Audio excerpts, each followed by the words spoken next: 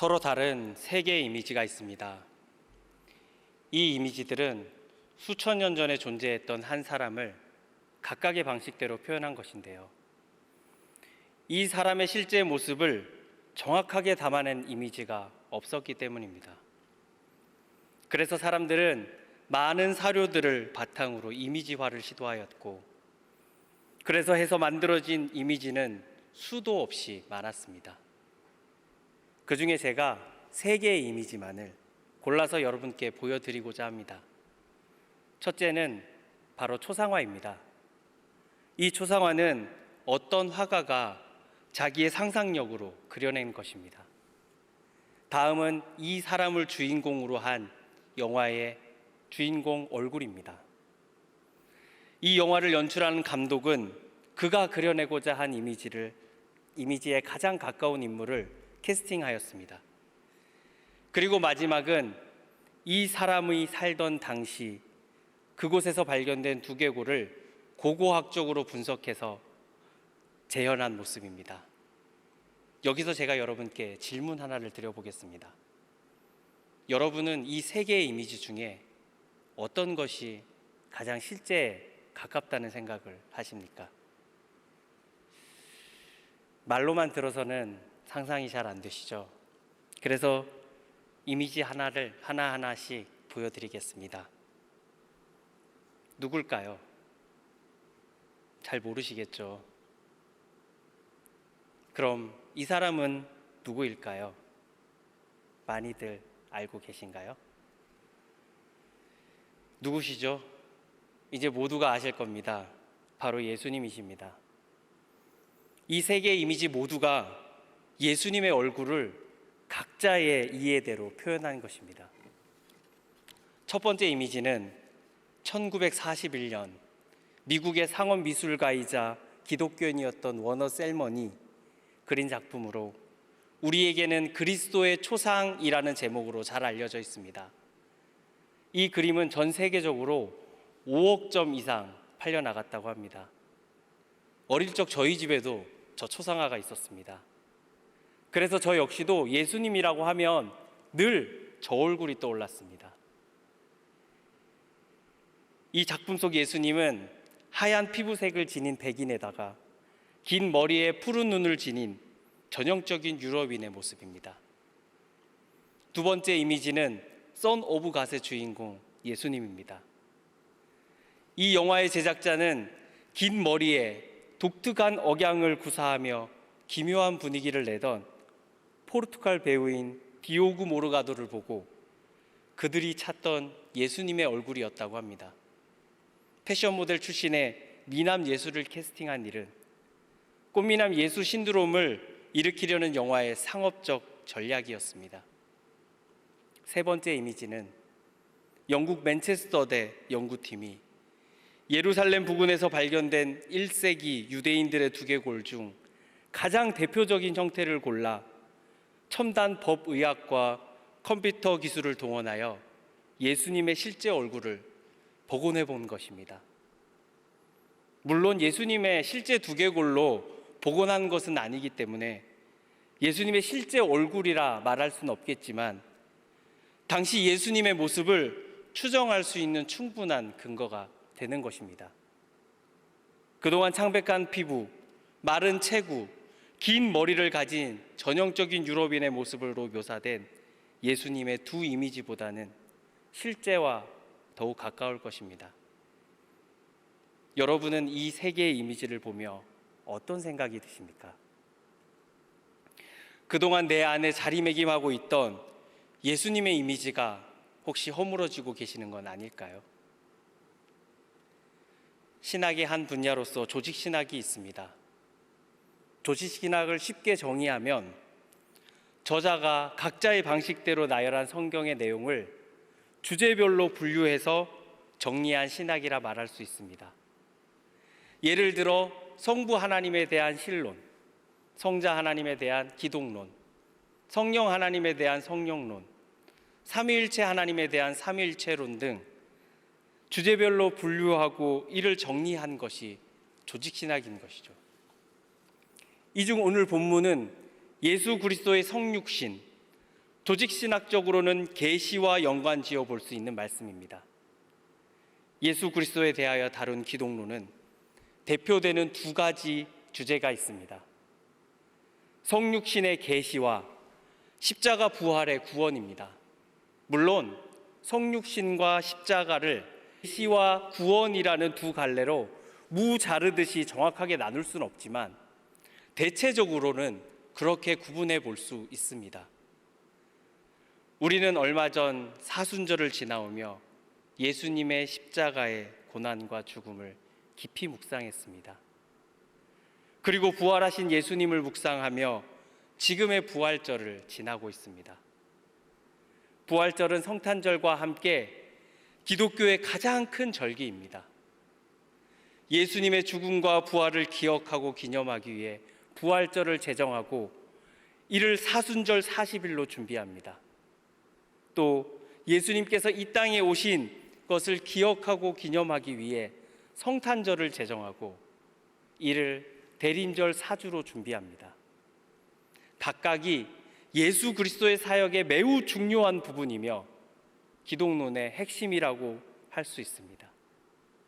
그렇게 어느 것 하나도 소홀할 수 없는, 우열조차 가릴 수 없는 예수 그리스도의 핵심 사역이기에 기쁨의 부활절 50일을 지나고 있는 오늘, 절기상으로는 부활의 말씀을 선포한 것이 더욱 적절하나 오히려 이 절기에 예수 그리스도의 성육신에 관한 말씀, 즉 계시에 더욱 초점을 두고 말씀을 선포하는 것은 앞서 새 이미지를 보여드렸던 것과 같은 의도라 할 수 있습니다. 다시 말해 성탄절보다는 부활절에 훨씬 더 초점을 맞추고 있는 한국교회의 경향성 때문이죠.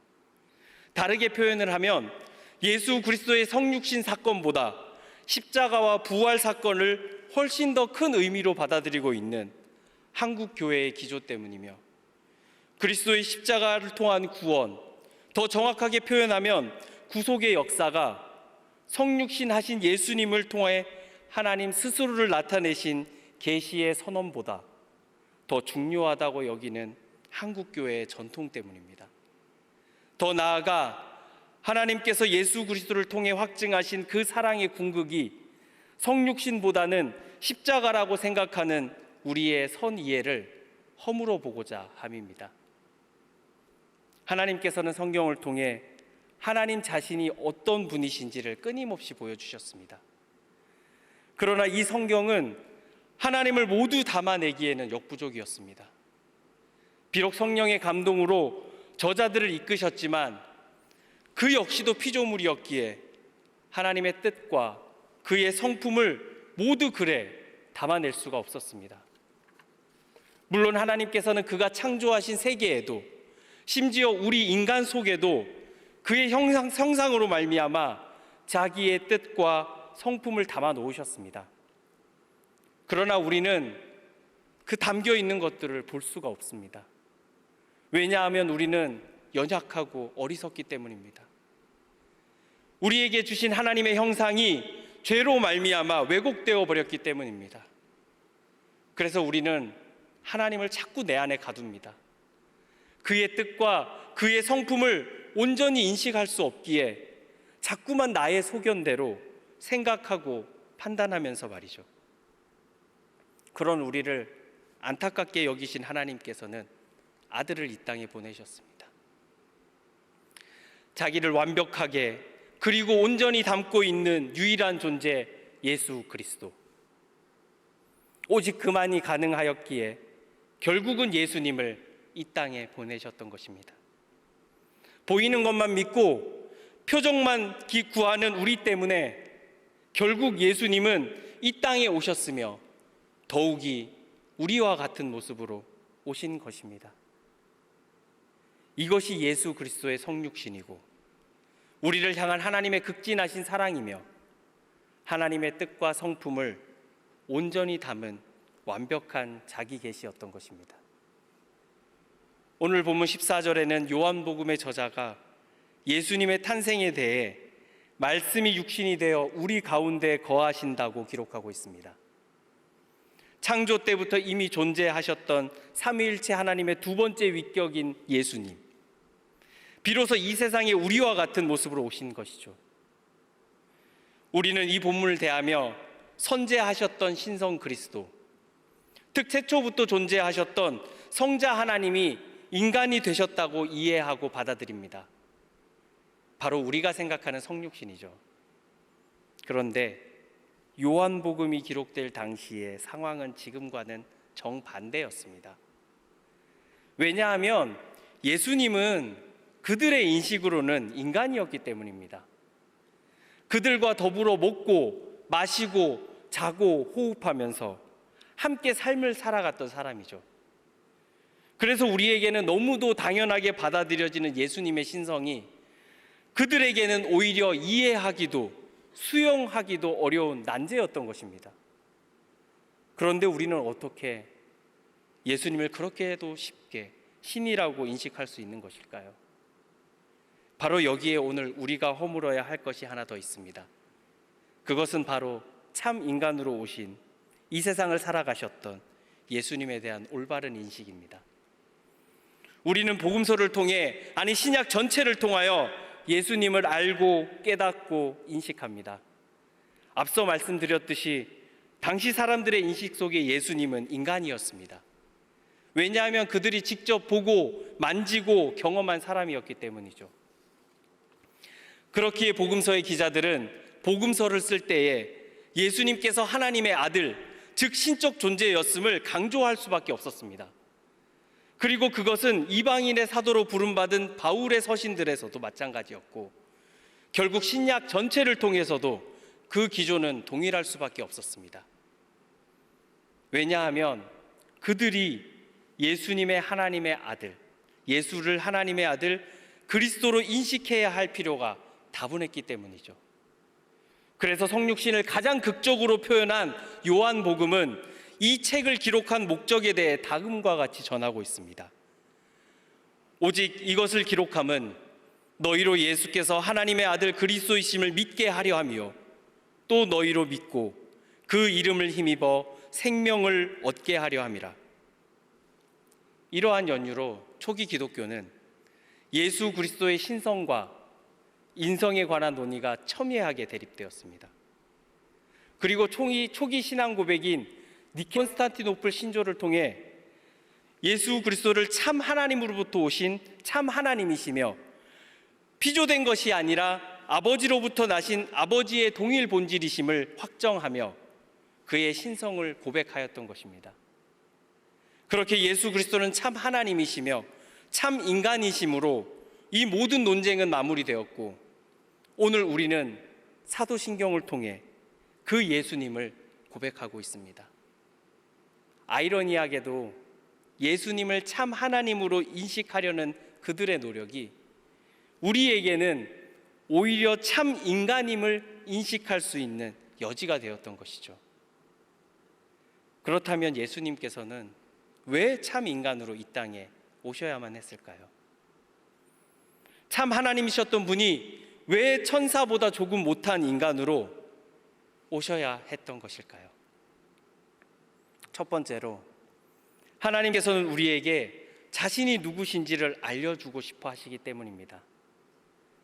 자신의 성품과 뜻과 우리를 향한 자기의 사랑을 우리가 보고 또 만질 수 있도록, 피부에 닿게 느끼며 경험할 수 있도록 해주시고자 함이었습니다. 오늘 본문 18절에는 다음과 같이 기록되어 있습니다. 본래 하나님을 본 사람이 없으되 아버지 품속에 있는 독생하신 하나님이 나타내셨느니라. 우리 인간은 하나님을 알지 못합니다. 아니, 알 수가 없습니다.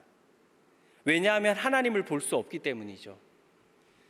연약하고 어리석은 존재인 우리는 보이는 것도 제대로 인식하지 못하는 경우가 많은데 어찌 보지 못하는 하나님을 제대로 인식할 수가 있었겠습니까? 그래서 하나님께서는 결국 성자 하나님을 이 땅에 참 인간으로 보내 하나님이 어떤 분이신지를 보여주셨던 것입니다. 왜냐하면 하나님은 예수님 안에 단순한 형상이 아닌 온전한 속성으로 담겨져 있기 때문입니다. 그리고 삼위일체 하나님 간에 페리코레시스적 교제 속에서 예수님은 하나님의 자기 계시를 완벽하게 드러내기에 조금도 어려움이 없는 분이셨기 때문입니다. 그렇게 우리는 말씀이 육신이 되셔서 이 땅에 오시는 예수님을 통해 하나님과 하나님의 뜻과 하나님의 사랑을 보게 되었고 경험할 수 있게 된 것입니다. 두 번째로 하나님께서는 참 인간으로 오신 예수 그리스도를 통해 우리가 하나님의 백성으로서 어떻게 살아가야 하는지를 직접 보여주셨습니다. 예수님께서는 신성이신 성자 하나님이셨지만 이 땅에 완전한 인간으로 오셨습니다. 하나님의 형상대로 지음받은 모습 그대로 오셨으며 우리에게 왜곡되지 않은 창조 그대로의 형상을 몸소 보여주셨으며 죄가 세상에 들어오기 이전에 우리의 모습이 어떠했는지를 알게 하셨습니다. 깨닫게 하셨습니다. 그리고 그 형상의 회복으로 우리를 초대하셨습니다. 그럼에도 불구하고 우리 인간의 연약함은 이것을 늘 회피하도록 만듭니다. 예수님이 참 인간으로 오셨음을 머리로는 분명히 인식하지만 그럼에도 불구하고 나와는 다른 존재라고 끊임없이 되뇌며 그의 삶을 쫓으려는 흉내조차 내려 하지 않습니다. 그리고는 뭐라도 해야 한다는 생각에 성경에 쓰여 있는 율법들을 기웃거리며 자기 스스로를 책짓질하면서 오늘을 살아가고 있는 것이 바로 우리의 모습입니다. 분명 우리가 하나님의 백성으로서 이 땅에서 하나님 나라를 어떻게 살아가면 되는지를 예수님께서 몸소 보여주셨음에도 불구하고 말이죠. 그렇다면 예수님과 우리 사이에 어떠한 간극이 있기에 우리가 감히 예수님을 닮을 수 없고 예수님처럼 살 수 없으며 예수님께서 꿈꾸신 그 나라를 함께 꿈꿀 수 없다고 생각하는 것일까요? 하나님께서도 할 수 있다 하시고 예수님께서도 함께 가자 말씀하시는데도 왜 우리는 여전히 주저하고 있는 것일까요? 첫째로 우리는 죄로 인한 연약한 존재, 즉 나는 의인이 아니라는 생각 때문입니다. 히브리서 기자는 4장 15절 말씀을 통해 우리의 대제사장, 즉 예수님은 모든 일에 우리와 똑같이 시험을 받으시나 죄는 없다고 표현합니다. 의인을 가리켜 죄가 없는 자라고 정의한다면 세상의 유일한 의인이 예수님 한 분밖에 없음은 너무나 분명한 진리이죠. 그러나 하나님께서는 우리를 그리스도 예수 안에 있는 속량으로 말미암아 하나님의 은혜로 값없이 의롭다 하심을 얻은 자 되었다고 로마서를 통해 우리에게 말씀하셨습니다. 하나님께서 분명 우리를 의롭게 여기신다고 말씀하셨는데 우리는 스스로 그렇지 못한 존재라 치부하며 나와 예수님의 간극을 자꾸만 넓혀가고 있는 것이죠. 둘째는 하나님 나라 백성으로서의 정체성이 확립되지 못했기 때문입니다. 제 뒤에 하나님 나라 백성으로 살아가는 공동체라는 표어가 보이십니까? 담임 목사님께서 10년 사역을 계획하시면서 우리 교회의 미션으로 정하신 것입니다. 그렇다면 우리가 하나님 나라의 백성으로 살아가기 위해서는 무엇이 가장 선행되어야 할까요? 그것은 바로 하나님 나라 백성으로서의 정체성을 확립하는 것입니다. 예수님께서는 그 정체성이 무엇인지 삶을 통해 우리에게 보이셨습니다. 예수님은 인간으로 태어나셨지만 세상의 정체성을 가지고 살아가지 않으셨습니다. 언제나 하나님께 시선을 두고 하나님의 뜻과 그의 나라가 이 땅에 이루어지기를 꿈꾸며 기도하시며 평생을 그 나라 가운데서 살아가셨습니다. 비록 바로 우리가 머리로는 항상 그리며 입술로는 꿈꾼다고 고백하면서도 결국 번번이 넘어지는 지점인 것이죠.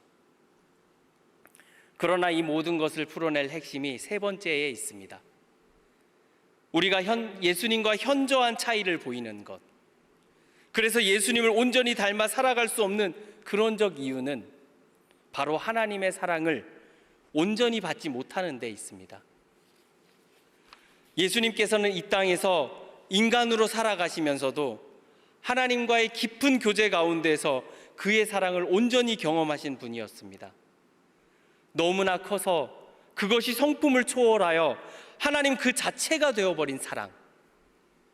하나님께서는 모든 피조물에게 그 사랑을 다함이 없이 부어주심에도 불구하고 인간은 하나님과 나 사이에 장애물을 두고서는 그 사랑이 완전히 투과되지 못하도록 합니다. 사람마다 각자가 지닌 장애물로 인하여 투과되는 정도는 다를 수 있지만 예수님처럼 100% 하나님의 사랑을 받지는 못하고 있는 것이죠. 하나님께서는 예수님도 우리도 똑같이 사랑하셨습니다. 그의 전심을 다해 사랑하셨기에 사랑의 크기가 다를 수가 없습니다. 다만 우리의 경험이 다를 뿐이죠. 사도 요한은 요한복음 13장 23절에서 자기를 가리켜 예수님이 사랑하시는 자라고 표현을 합니다. 어떤 제자도 하지 못한 말입니다. 그런데 예수님은 사도 요한을 특별히 더 사랑하지 않으셨습니다. 모든 제자를, 더 나아가 세상 모든 이들을 똑같이 사랑하셨습니다. 그러나 사도 요한이 그 사랑을 받은 경험이 컸기에, 그 사랑을 최대한 많이 자기 안에 투과시켰기에 자기를 가리켜 예수님이 사랑하시는 자라고 지칭할 수 있었고, 결국 사랑의 사도로서 하나님의 사랑을 가장 잘 인식하고 전하는 제자가 되었던 것입니다. 말씀을 정리합니다. 오늘 설교의 제목이 현현입니다. 원래는 선지자에게 나타나신 하나님, 그리고 예수님을 통해 자기를 온전히 계신 하나님을 표현할 때 쓰는 현현은 나타날 현에 나타날 현을 씁니다. 하지만 오늘 제목은 나타날 현의 볼현으로 사전에는 존재하지 않는 단어입니다. 그런데도 이 단어를 사용한 이유는 우리에게 뚜렷하고 명백하게 나타나신 하나님, 예수님을 통해서 자기를 온전히 계시하신 하나님의 주체성과 더불어 똑바로 보다라는 뜻의 볼현을 사용하여 예수님을 바르게 보고 인식하는 우리의 주체성 역시 반드시 필요하다는 것을 선포하기 위함입니다. 예수님이 이 땅에 오신 것은 우리를 끔찍이 사랑하시는 하나님의 그 사랑 때문이었습니다. 연약하고 어리석은 인간에게 예수님을 통해 자신을 뚜렷하고 명백하게 보이지 않고서는 우리가 똑바로 하나님을 인식할 수 없기에 그를 통해 우리에게 나타나셨던 것입니다. 뿐만 아니라 특별히 예수님을 참 인간으로 이 땅에 보내어 인간조차도 겪고 싶지 않은 고달픈 삶까지 경험하게 하신 것은 예수님이 우리와 전혀 다르지 않는 분이심을 인식하도록 함이고, 더 나아가 인간의 전생애를 공감하며 우리에게 예수님과 함께 하나님 나라를 꿈꾸고 하나님 나라의 백성으로서 이 땅을 충분히 살아갈 수 있다는 것을 이해시키고 또 용기 낼 수 있도록 하기 위함이었습니다. 그것이 바로 우리를 향한 예수님의 사랑입니다. 예수님은 이 땅에 오셔서 하나의 새 계명을 주셨습니다. 그것은 바로 서로 사랑하라는 것입니다. 하나님의 사랑을 온전히 받지 못한 우리들끼리 하는 사랑 말고 하나님의 사랑을 100% 받은 예수님의 사랑으로 서로를 사랑하라는 말씀이었습니다. 제가 요즘 즐겨보는 예능 하나가 있습니다. 바로 뭉쳐야 찬다는 프로그램인데요. 거기에는 한때 각각의 분야에서 세계를 호령했던 스포츠 선수들이 축구를 통해 제2의 인생을 살아가는 모습을 담고 있습니다. 세계 1인자의 자리를 경험했던 그들이 하나같이 틀렸다고 하는 말이 하나 있습니다. 바로 최고를 목표로 해야 중간이라도 간다라는 말입니다. 이미 그 말을 하는 순간 그의 목표는 최고가 아니라 중간이라는 것이죠. 우리 또한 그렇습니다. 참 인간으로 오신 예수님이 온전히 받으신 하나님의 사랑, 쫓아가신 하나님의 뜻, 그리고 꿈꾸며 또한 살아가신 하나님의 나라를 나는 할 수 없다 지레 짐작해서는 예수님을 적당히 닮고 또한 적당히 쫓아가는 것으로 만족하려 하지 마시고, 입술로는 예수님을 닮기를 소망한다고 예수님처럼 살아가겠다고 고백하면서도 머리로는 예수님과 내가 다른데, 세상과 하나님 사이 중간 어디쯤에서 살자, 그렇게 생각하지 마시고 우리 예수님 바라보며 또 성령님의 도우심을 구하며 결국은 인생의 모든 과정 속에서 예수님을 닮아 살아간 인생으로, 그렇게 이 땅에서 하나님 나라를 세우고 또한 누리며 살아가신 인생으로 살아가시는 여러분이 모두 되시기를 간절히 소망합니다. 기도하겠습니다. 하나님, 우리에게 예수님 보내주셔서 참 감사합니다. 연약하고 어리석어 하나님을 인식조차 할 수 없는 저희들에게 우리와 같은 모습으로 나타나 주셔서 정말 감사합니다.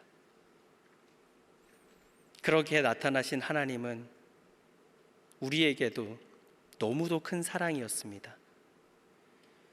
하나님과 우리 사이 차이가 너무도 커서 그냥 모른 척 하시며 그 간극을 좁히려 하지 않으셔도 되셨을 텐데 친히 인간이 되셔서 우리에게 보이신 그 사랑을 우리가 어찌 감당할까요? 하나님과 우리 사이에 가로막고 있는 모든 것들을 치우셔서 다함이 없이 부어주시는 그 사랑을 온전히 받는 우리 되게 하옵소서. 그리하여 우리가 예수님을 닮아 하나님 나라 백성의 정체성을 가지고 살게 하옵소서. 예수님처럼 하나님의 뜻을 쫓고 하나님의 성품을 닮아 하나님 나라를 이 땅에서 누리며 살아가는 한 사람 한 사람이 되게 하옵소서. 예수님 이름으로 기도하옵나이다. 아멘.